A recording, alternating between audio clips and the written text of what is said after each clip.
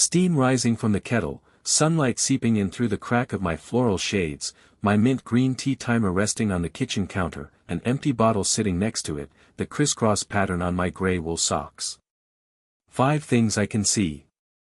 Standing in the kitchen, bleary-eyed and groggy, I brush a pile of curls off my forehead, rest my elbow against the cold Formica counter, rub the soft flannel of my pajama shirt, and finally tap my foot against the terrazzo. That's 4 things I can touch. Adrian pads his way into the kitchen behind me, gentle steps across the floor.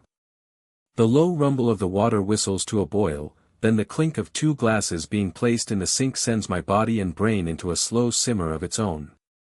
3 things I can hear. He stands beside me as he reaches over my head and pulls down 2 mugs from my creaky wooden cabinet. I don't turn my head to look at him, I'm still trying to ground myself from the anxiety spiral I'm in after last night, but I don't need to search far for 2 things I can smell. His earthy wood smoke and wintermint scent surrounds me as he places the mugs on the counter.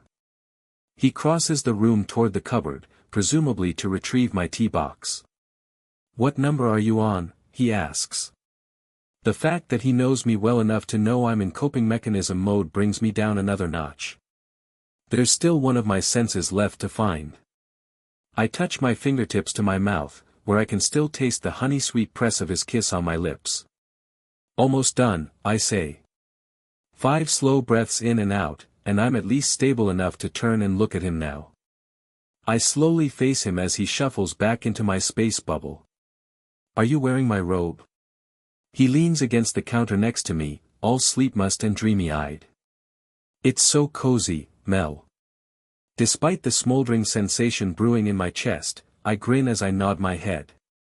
"I'm aware." "So are your slippers," he says around a yawn, rubbing his right foot against my left. I glance down at my pale pink slippers covered in tiny strawberries. "I thought those looked familiar," I say. He dangles a tea bag in front of my nose, and I reach up to take it from him. I always smell my tea before settling it in my cup. His hand lingers on mine, and I tense at the contact, if only to resist snuggling into him. He gently squeezes before letting go. On a shaky inhale, I sniff the tea leaves and aroma of chamomile settles all the way in the center of my chest.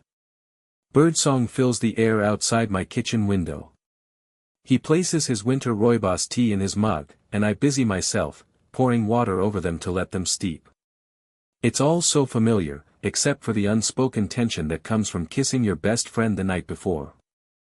For Adrian's part, he's mellow as ever, the picture of contentment, standing here in my kitchen, wearing my robe and drinking my tea and unknowingly holding my heart in his hand. "So, are we going to talk about last night?" he asks.